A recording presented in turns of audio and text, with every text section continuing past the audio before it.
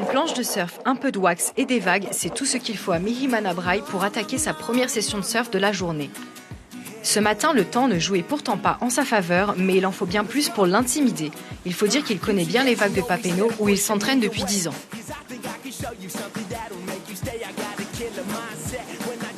Le matin, tu peux venir arriver à du offshore, tu peux essayer de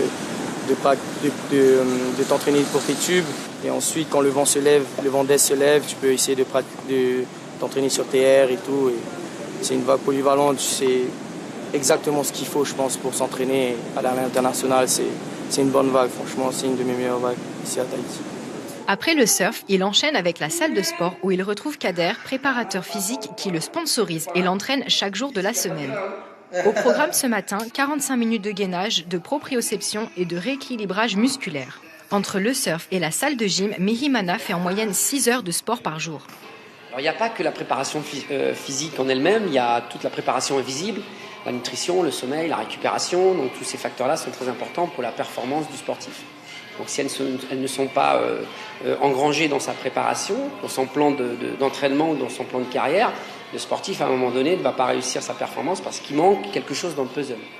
Mihimana suit à la lettre les instructions de son entraîneur et prend une pause déjeuner avec sa mère tout en s'alimentant sainement. Il a commencé à voyager dans le cadre de son activité depuis l'âge de 15 ans. Ses départs n'ont pas toujours été faciles pour sa mère, mais elle se réjouit qu'il puisse vivre une telle expérience. Quand il a quitté le cycle des études pour vraiment se consacrer qu'à la compétition en extérieur à l'international, là les absences étaient un peu plus longues et plus fréquentes dans l'année. Et c'est vrai que pour moi, en tout cas, ça a été difficile. Ça a été difficile.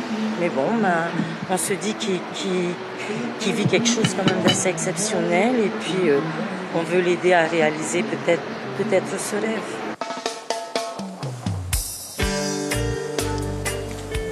Cette année, Mihimana prépare 8 voyages importants avec 17 compétitions programmées.